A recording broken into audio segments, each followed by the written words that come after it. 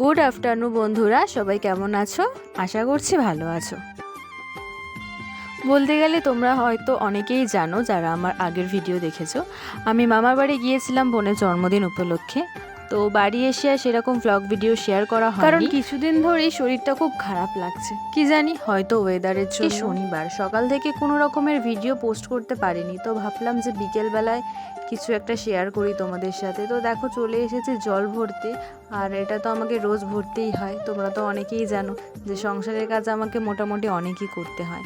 আর তারপরে দিদির বাড়ি মামার বাড়ি ঘুরে ঘুরে আমার এই যে জামা কাপড় রাখার থাকটার কি অবস্থা।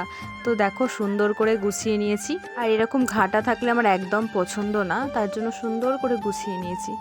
এটাও যদি বেশিক্ষণের না, মামা মাছে ঘাটার জন্য। তো সন্ধেবেলা বাবা আসার পর চা আর মুড়ি খেয়ে নিয়েছিলাম, আর চলে গিয়েছিলাম সেই আগের ফর্মে আমার রাতের ডিনার করার জন্য। আর আজকে যেহেতু নিরামিষ, তো কিছুই ছিল না বাড়িতে সেরকম, তার জন্য আলু চচ্চড়ি করেছি একদম হালকা তেল মশলা দিয়ে, আর করেছিলাম রুটি।